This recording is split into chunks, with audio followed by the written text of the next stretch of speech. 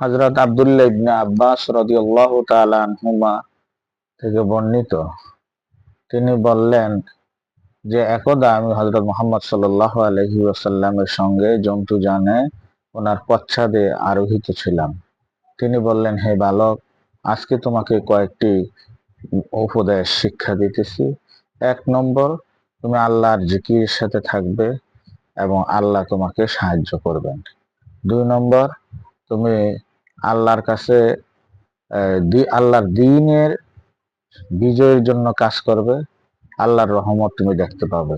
৩ নম্বর, কোনো প্রার্থনা করা প্রয়োজন হলে আল্লাহর কাছে প্রার্থনা করবে। ৪ নম্বর, সাহায্য চাইলে একমাত্র আল্লাহর কাছে সাহায্য চাইবে।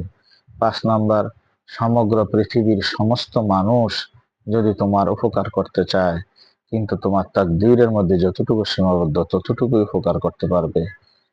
পক্ষান্তরে সমগ্র পৃথিবীর মানুষ যদি ক্ষতিও করতে চায়, তাকদীরের মধ্যে তোমার যতটুকু ক্ষতি আছে ততটুকুই তারা করতে পারবে। মুসনাদ আহমদ ও তিরমিজি শরীফ। বারাকাল্লাহু লানা ওয়া লাকুম।